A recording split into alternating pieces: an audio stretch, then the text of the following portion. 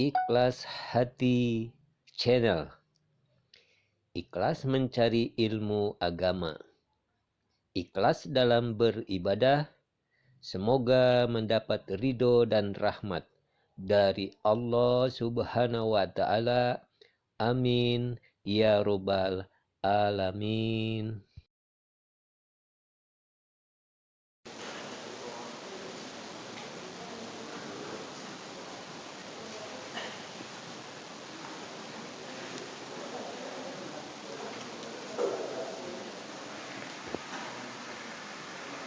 Bismillahirrahmanirrahim. Assalamualaikum warahmatullahi wabarakatuh. Alhamdulillahi rabbil alamin. Wassalatu wassalamu ala asyrafil anbiya'i wal mursalin wa ala alihi wa ashabihi ajma'in. Raditu billahi rabba wa bil islami dina wa bi Muhammadin nabiyya wa rasulah. Rabbi shrah li sadri wa yassir li amri wahlul 'uqdatam min lisani yafqahu qawli. Allahumma ij'al jam'ana hadha jam'an marhuma wa tafarruqana min ba'dihi tafarruqan ma'suma. Kaum muslimin dan muslimat sidang jamaah subuh yang dirahmati Allah. Kita pada pertemuan yang lalu sudah diceritakan tentang Ashabul Ukhdud. Jadi ada kekeliruan sejarah itu. Ada yang mengatakan Ashabul Ukhdud adalah pemuda itu Ashabul Ukhdud. Padahal Ashabul Ukhdud itu adalah Raja Zalim. Ya, jadi Ukhdud itu sebuah parit yang digali oleh raja untuk apa? Untuk membakar 77 orang. Yang mereka itu patuh kepada agamanya pemuda tadi yang sudah dibunuh. Maka tidak termasuk pemuda ini di dalam Ashabul Ukhdud. Karena pemuda tadi itu sudah duluan dibunuh oleh raja. Jadi dengan mengucapkan Bismillahi Rabbi hadzal ghulam, kemudian pemuda itu meninggal dunia. Yang tinggal 77 orang lagi. Sebenarnya bukan 77 orang. Mereka ada 87 atau 88 orang. 10 orang, atau satu riwayat lagi mengatakan 11 orang, mereka takut karena dibakar di dalam api yang disiapkan oleh raja, maka mereka patuh dan taat kepada raja. Ini Ashabul Ukhdud.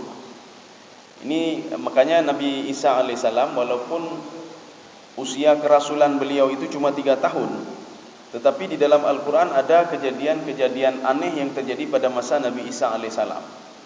Maka ada yang mengatakan Ashabul Ukhdud ini, cerita ini adalah cerita pada masa Nabi Isa alaihissalam. Kemudian ada juga nanti Ashabur Rassi. Ashabur Rassi itu di dalam surah Yasin. Itu seperti yang sudah kita ceritakan beberapa pertemuan yang lalu.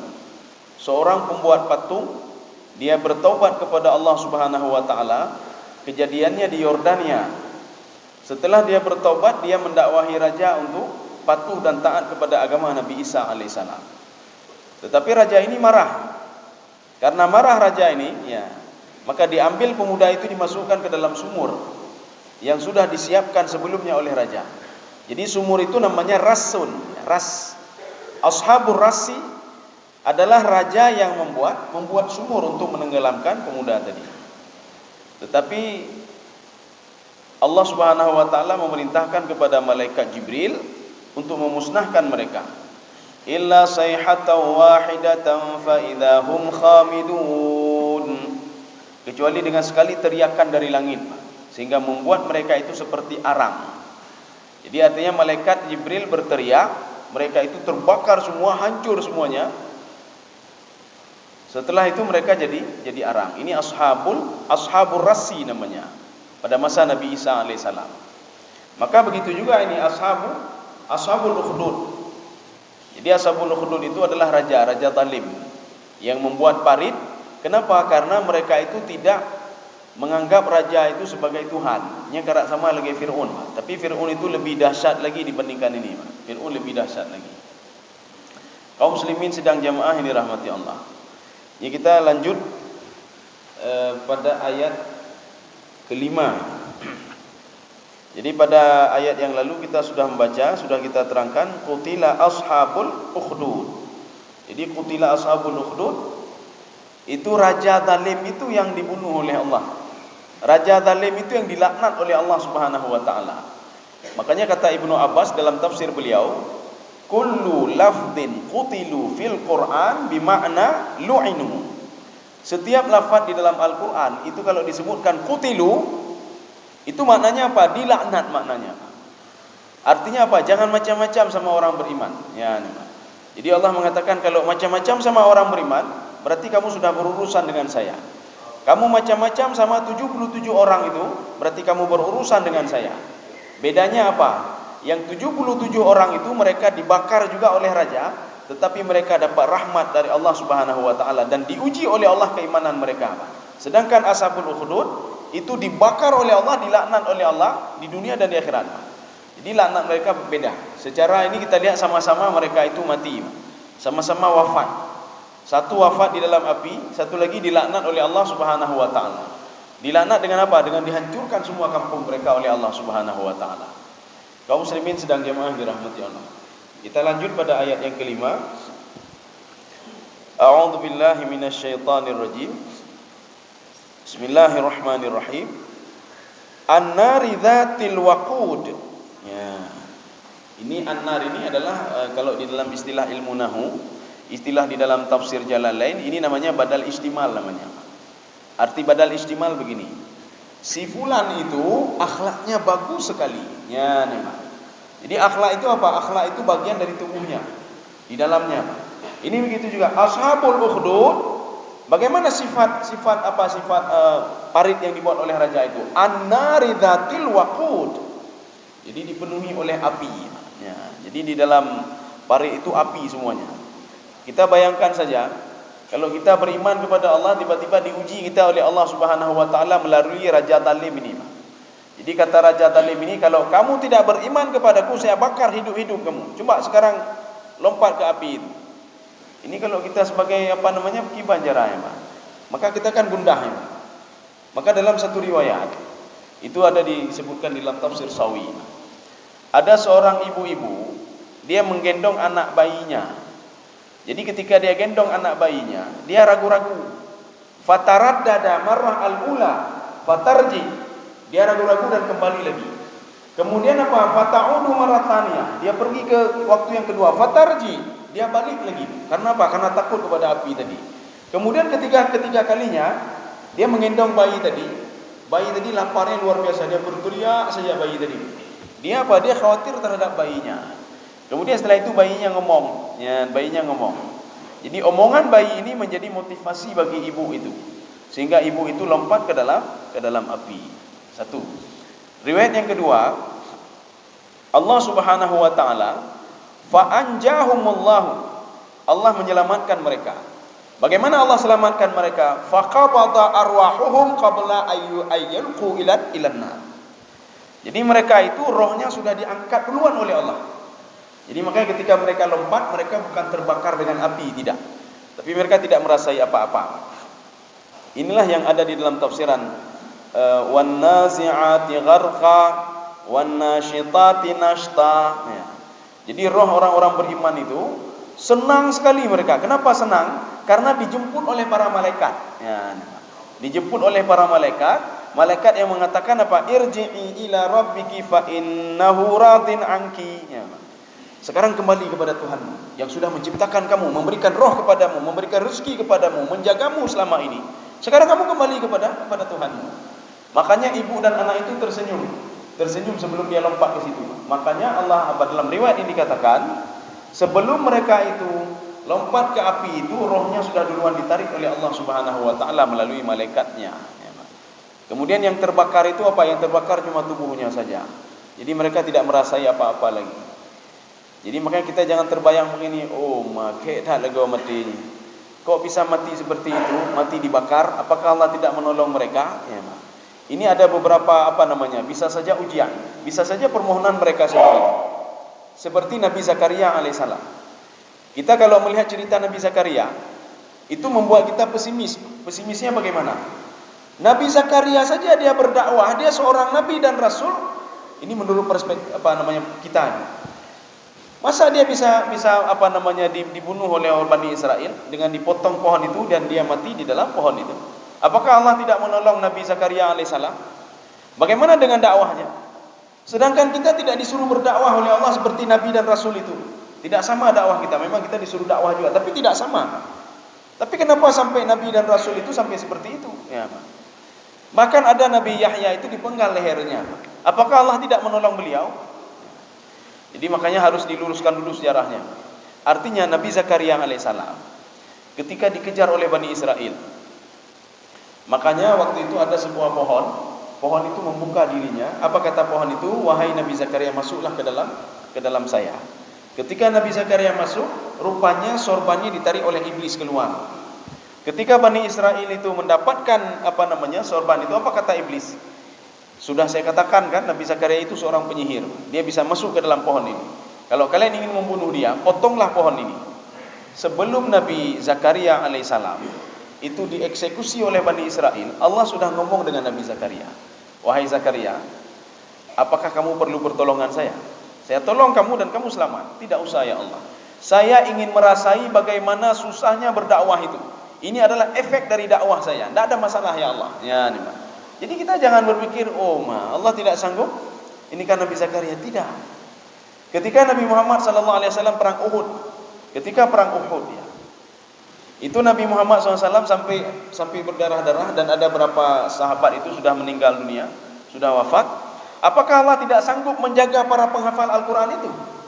Tidak, bukan tidak sanggup. Ya, bukan tidak sanggup. Jadi artinya apa? Ada hikmah-hikmah di belakang itu. Jadi seperti ada sahabat yang putus telinganya juga. Jadi jangan kita pikir, waduh, kok bisa putus telinganya itu ya. Artinya kan aib sekali lah. Setelah berperang telinganya putus. Padahal telinga putus itu permohonan pemuda itu sendiri.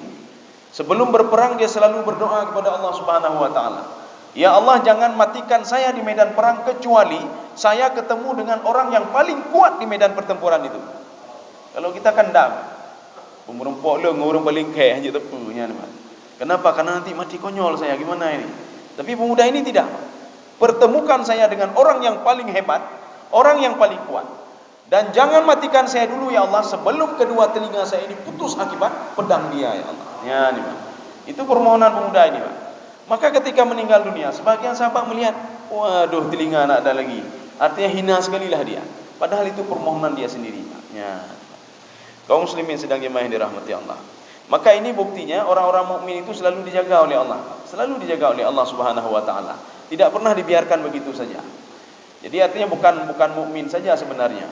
Kalau masalah penjagaan itu Allah mengatakan semua manusia dijaga oleh Allah. Semua manusia dijaga oleh Allah. Tapi orang-orang mukmin itu eksklusif. Orang mukmin itu eksklusif. Ketika dia pertama sekali saja keluar dari rumah, dia bertawakal kepada Allah, dia berdoa kepada Allah. Bismillahirrahmanirrahim. 'ala Allah. Nanti bisa dilihat di hadis kursi tentang tawakal. Ketika itu Allah mengatakan kepada malaikat, wahai malaikatku, dia bangun tidur saja sudah menyerahkan urusannya kepadaku, sudah teringat kepadaku. Sekarang wahai malaikat, jagalah dia. Dari dia bangun ini sampai dia tidur kembali wahai malaikatku. Maka terus dijaga, terus jaga. Maka pesan-pesan yang ada ketika kita berinteraksi nanti selalu pesan-pesan yang baik.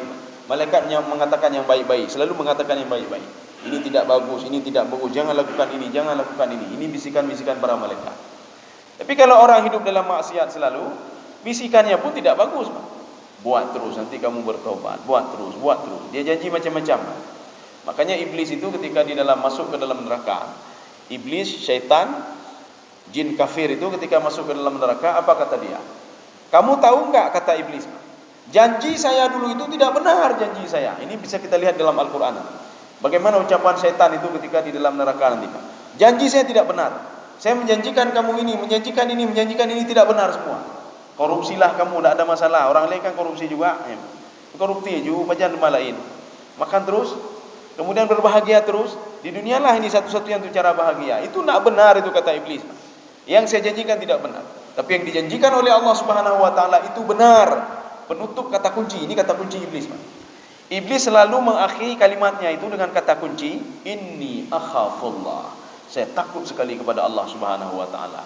Makanya ini di dalam neraka itu adalah ucapan ketiga iblis yang mengatakan kalau dia takut kepada Allah Subhanahu wa taala. Kalau dua lagi itu di dunia.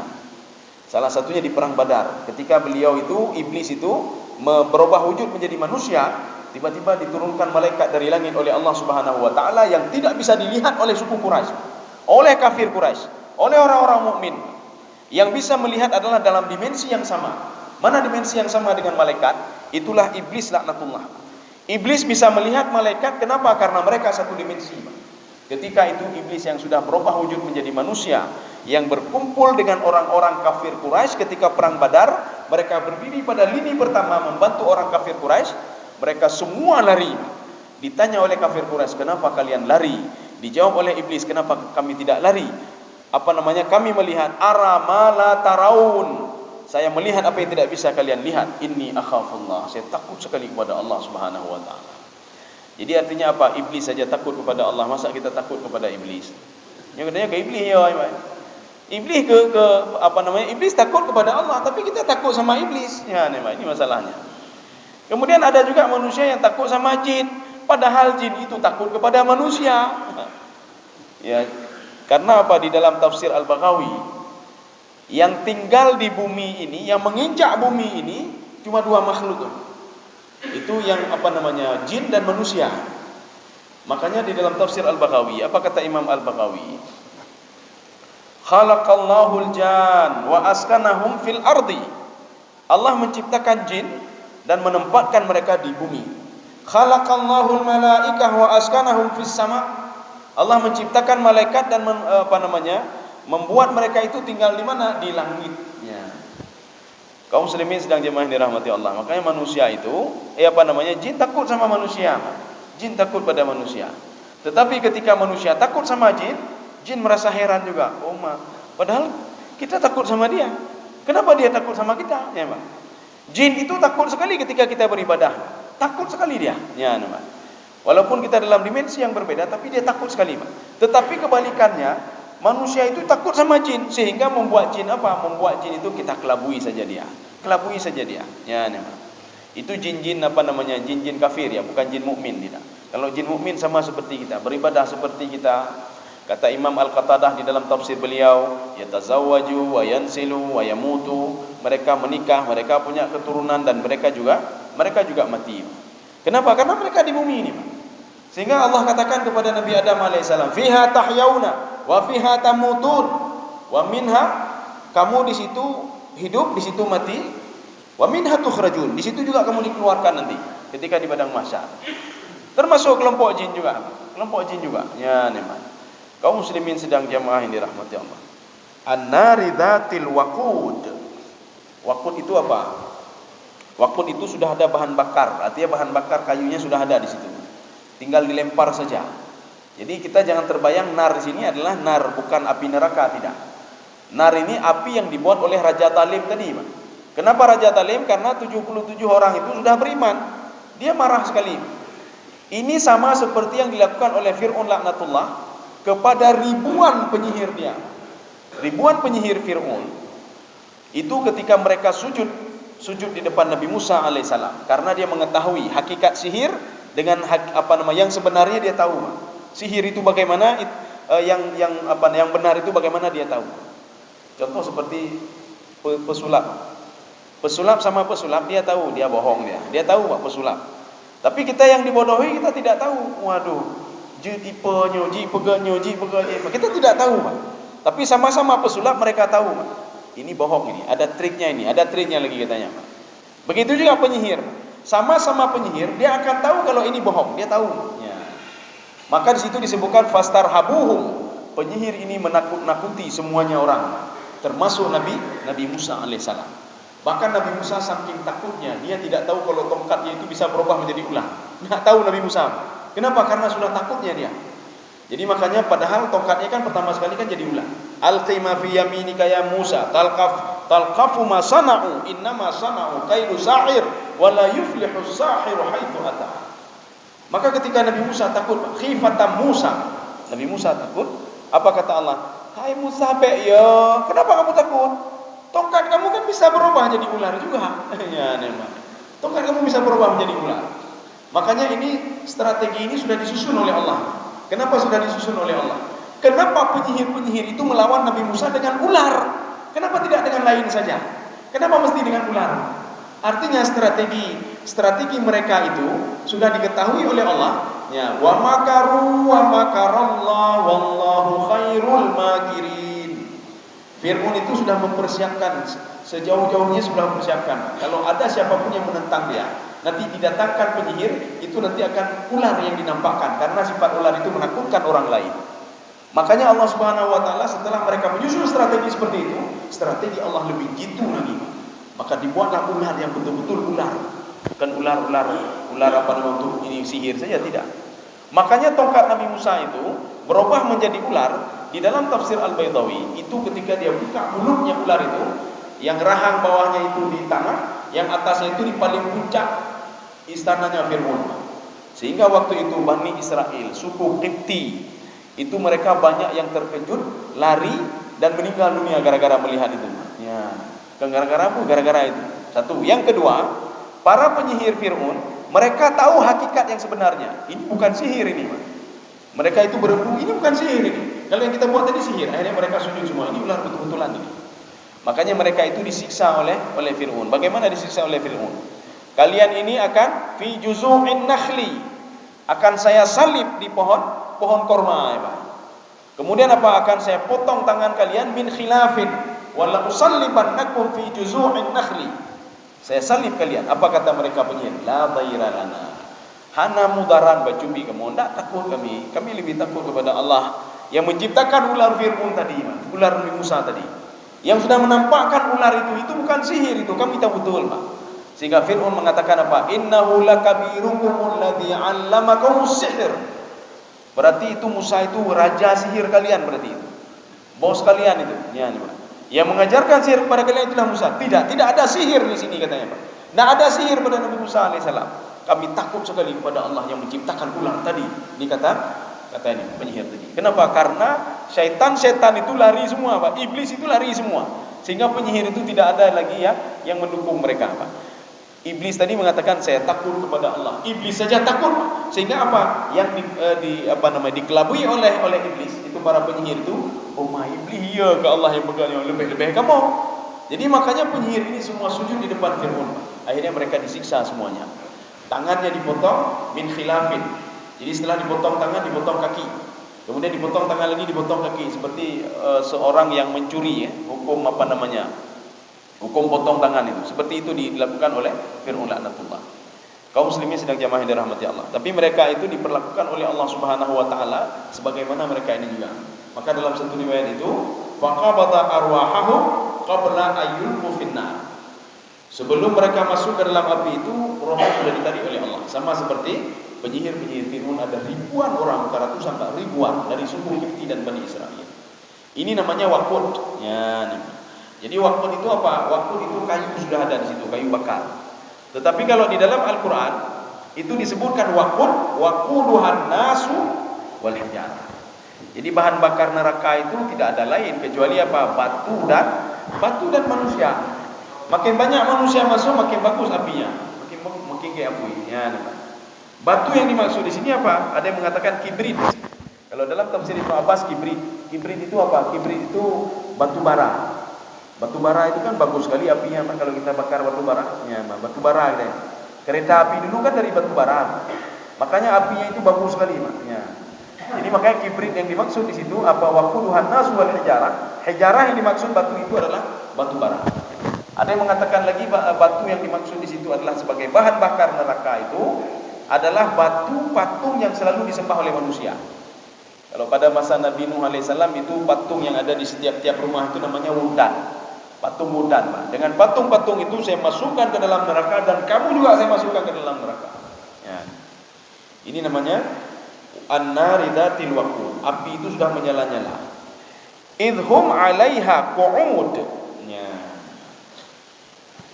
Jadi kita kan beda nih, Pak. Ada apa namanya? Qu'ud, julus itu beda-beda. Duduk padahal sama-sama duduk, Pak. Kalau julus, yajlis itu di atas kursi apa satu-satu kursi. Tapi kalau qu'ud, ini qu'ud di sini, mereka semuanya duduk. Duduknya bagaimana? Di kursi yang sama, satu kursinya. Jadi makanya kalau ada kursi bahasa Arab itu, kursi yang panjang itu maq'ad namanya. Jadi kursi bisa duduk 3 orang, bisa duduk 10 orang, itu maq'ad namanya. Ada kayu panjang, duduk orang ramai di situ, itu maq'ad namanya. Tetapi kalau ada satu kursi seperti ini, itu kursiyun namanya, kursiyun. Maka kalimat qu'ud di sini identik dengan apa? Di depan mereka api, mereka duduk di kursi, duduk di kursi. Disuruh lompat sama raja, lompat. Ya, nih, Pak. Jadi artinya ini sama seperti ketika seorang berada di depan neraka nanti, Pak. Di depan neraka. Di depan neraka bukan qu'ud, ya, bukan duduk kita di atas kursi. Kalau duduk di atas kursi kan enak, Pak. Artinya apa? Raja itu ingin membuat 2 pilihan sama orang yang akan dimasukkan ke dalam api dia tadi, Pak. Kamu duduk nyaman di sini. Kalau kamu tidak mau masuk ke neraka, masuk ke api saya, berarti kamu duduk saja di situ. Kamu aman kamu. Tidak saya siksa kamu. Ya, nih. Tapi kalau di neraka nanti, haula jahannam jithiya.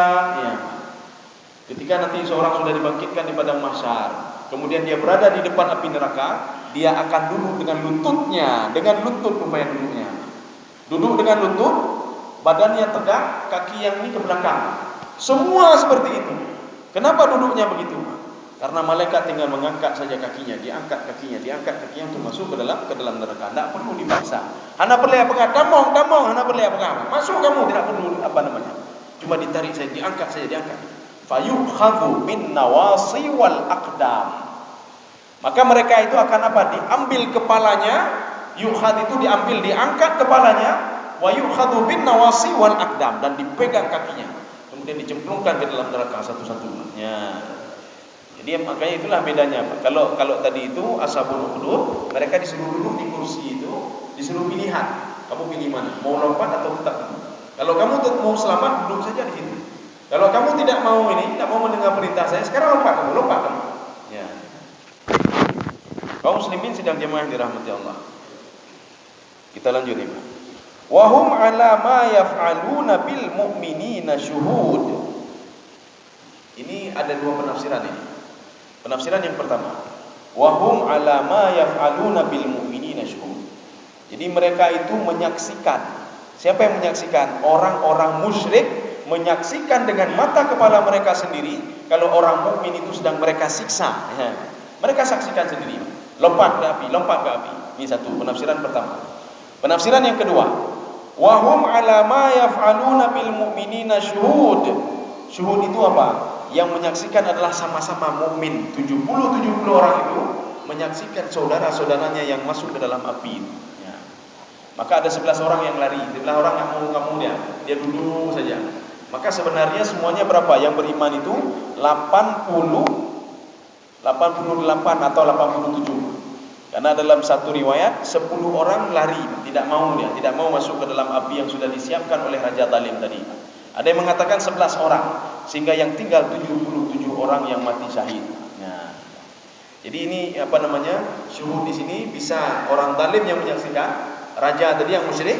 Yang kedua, orang-orang mukmin menyaksikan satu sama lainnya dan memberikan motivasi kepada satu sama lainnya. Tidak ada masalah, lompat saja. Kita beriman kepada Allah itu apa? Kepada raja itu. Raja juga mati. Bahkan kalau kita dengar sejarah itu, rajanya pun sudah tidak ada lagi. Hanya raja. Kalau dulu ada yang takut sama rajanya sekarang manakah tidak ada lagi. Raja-raja akan mati. Ya. Seperti Ashabul Kahfi, ketika mereka dipaksa untuk menyembah apa yang disembah oleh raja, mereka tidak mau ini. Kan mereka kan berat sekali itunya. Mental mereka juga berat. Karena apa? Dirongrong terus dan akan dibunuh. Itu kan tinggal sejarah, Pak.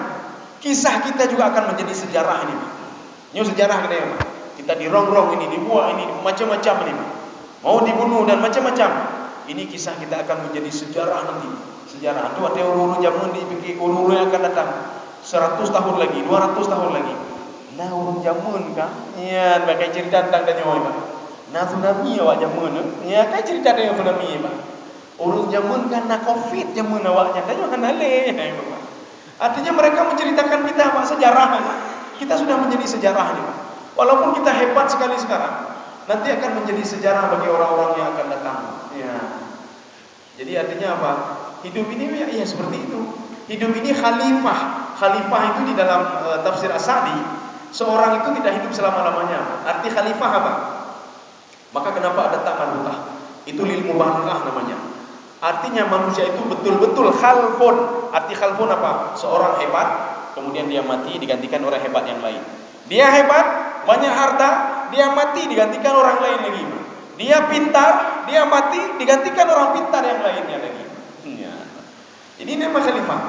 Khalifah itu maknanya apa? Khalfun. Khalfun itu apa? Setelah dia hidup, setelah dia dia mati, ada yang hidup lagi di belakangnya. Dia mati, ada hidup lagi juga, ada hidup lagi, ada hidup lagi. Terus menerusnya. Kaum muslimin sedang jemaah dirahmati Allah. Sedikit lagi ini, Pak.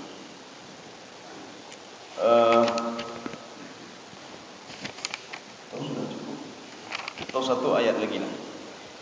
Wa ma naqamu minhum. Ya, ini nakam ini apa? Ini seperti yang kita ucapkan beberapa pertemuan yang lalu. Nakam itu adalah niqmah. Niqmah itu apa? Bala, azab. Ya, jadi makanya jangan pernah kita berdoa dengan an-niqmah, niqmah. Ya, itu minta bala namanya, minta diazab. Makanya nanti kemarin itu ada jamaah saya mendatangi lagi saya, apa katanya? Oh, Ustaz, ini mbak masjidnya niqmah baca Ustaz, lu lupa hablum ni memang. Jadi dengkuimu mantek. Saya pikir cerita saya masa lalu, rupanya baru-baru ini ada lagi. Ya, ada lagi masjid. Dengkuimu itu baca apa? Ya Allah, an-niqmah kata dia. Dia baca niqmah. Jadi berikanlah nikmah kepada kami. Nikmah padahal nikmah kan? Nikmah ya Pak. Ini ada dalam susunan doa dalam bahasa Arab itu. Nikmah dia baca. Padahal tulisannya nikmah. Akhirnya kata bapak itu apa? Setitik ganyannya keimu belum payah belum. Sempat doa itu dikabulkan oleh Allah, habis dia menembak. Ya, berikan nikmah, berikan azab. Ini begitu juga. Wa ma naqamu minhum. Raja tidak mengazab mereka, tidak menzalimi mereka, tidak memasukkan mereka ke dalam api yang sudah disiapkan oleh raja itu, illa ayyuminu billahil azizil hamid. Kecuali karena apa? Mereka beriman kepada Allah. Lain tidak ada. Makanya kita harus tetap pendirian. Artinya apa? Ketika kita di dunia beriman, ketika mau meninggal juga tetap beriman, yakin kepada Allah. Ini jangan sampai kita menjadi hamba dunia. Jadi hamba dunia apa? Dulu kita beriman, tiba-tiba setelah diberikan ini, diberikan itu, iman kita sudah ini. Kita jual iman sekarang. Ya, ini. Wa yashtaruna bihi thamanan qalila. Kita menjual akidah kita dengan nilai yang sedikit sekali, Pak. Jabatan itu kan sedikit sekali, Pak. Harta kan sedikit sekali, cuma bisa kita nikmati 60 tahun saja. Jadi artinya apa? Jangan jual akidahmu. Akidahmu itu, keyakinan kamu itu bisa menolong kamu nanti di padang mahsyar, ya, Pak. Bisa menolong kamu di ketika sakaratul maut, tapi hartamu tidak bisa, jabatanmu tidak bisa, ya. Jadi jangan jual akidah itu, ya, dengan ini jangan pernah jual. Kaum muslimin sedang dirahmati Allah. Jadi makanya Allah kenapa mau membantu mereka? Wa ma naqamu minhum illa ayyuminu billahil azizil hamid. Karena mereka yakin kepada Allah maka dibakar. Makanya Rasulullah sallallahu alaihi wasallam ketika sahabatnya meninggal dunia, Rasulullah mengatakan apa? Wahai sahabat-sahabatku yang masih hidup, sebelum kalian berpaling, berdoalah untuk dia yang sedang masuk ke dalam kubur ini. Karena dia itu ketika kita nanti dia ditanyai kata Rasulullah SAW. Sekarang berdoalah kepada dia. Yuthabbit qulubahu. Supaya hatinya itu ditetapkan oleh Allah Subhanahu wa taala. Kalau dulu dia yakin kepada Allah, beriman kepada Allah, sampai di alam barzah juga dia beriman kepada Allah. Maka mereka semua berdoa. Kaum muslimin sedang dirahmati Allah. Jadi makanya ini kenapa diberikan dengan kata-kata present? Karena iman itu mudawamah, terus menerus. Ya, iman itu terus menerus. Makanya Allah itu cinta sekali, sayang sekali kepada seseorang yang imannya terus mudawamah, bahkan bertambah terus. Jangan pernah berkurang. Ya. Jadi berkurang bagaimana? Kata Syekh Asy-Syaqiti di dalam kitab beliau Al-Aqaid As-Salafiyah, al-imanu yazidu bita'ah. Iman itu akan bertambah dengan taat kita kepada Allah. Ini kita pergi salat subuh, orang lain banyak tidur. Ya. Jadi artinya apa? Iman kita bertambah di situ, Pak. Enak. Di mana kita tahu bertambahnya iman, Pak? Jiwa ini tenang, enak sekali, Pak. Tenang sekali, Pak. Ya. Coba sekali enggak usah salat subuh. Bukan saya suruh nak salat subuh, tidak ya. Atau coba sekali terlambat salat subuh. Bangun jam 8. Ketika bangun hati kamu tak dulu. Hana mengatakan. Ya, Pak. Atau coba buat maksiat sekali, Pak. Ketika buat maksiat sekali, yang boleh turun, hati mendak tu hati. Ya, tapi coba ambil wudu kita salat, Pak. Tenang sekali jiwa. Makanya Syekh Syaqiti mengatakan, al-imanu yazidu bitta'ah. Iman itu akan bertambah dengan taat kita kepada Allah, dekat kepada Allah. Kita baca Al-Quran, habis salat kita tenang, padahal tadi tidak tenang jiwa kita, tapi setelah salat kita tenang sekali jiwanya. Wa yanqusu bil ma'asi. Dan iman itu akan berkurang dengan apa? Dengan kita buat maksiat. Coba dengan tidak sengaja saja boleh juga buat maksiat dengan tidak sengaja. Artinya, lupa saya nih, Pak. Nyan hati kamu tak dulu, Pak. Hati kita sudah begini, Pak. Tidak enak. Ke sana tidak enak, makan tidak enak gara-gara buat maksiat. Tapi beda dengan orang yang sudah asarru. Asarru itu sudah terbiasa dengan maksiat. Itu tidak ada masalah lagi sama dia. Nyan. Dia buat maksiat tidak ada masalah lagi. Ini ceritanya panjang nanti, Pak. Kenapa? Karena hatinya itu memang sudah terstel untuk tidak berbuat maksiat, maka dia besok minta lagi. Kalau tidak berbuat maksiat, hatinya tidak tenang. Ya, ini yang bahayanya. Maka jadilah orang yang hatinya itu selalu buat kebaikan. Tatkala kebaikan itu tidak dia lakukan, maka hatinya itu merasa gundah sekali. Ya.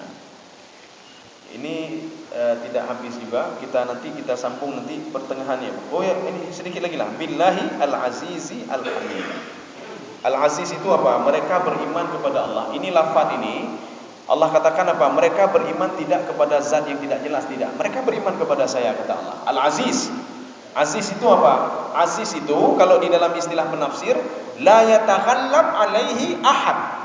Tidak ada satu orang pun termasuk malaikat, jin dan apapun yang bisa merubah keputusan Allah Subhanahu wa taala. Ini aziz namanya.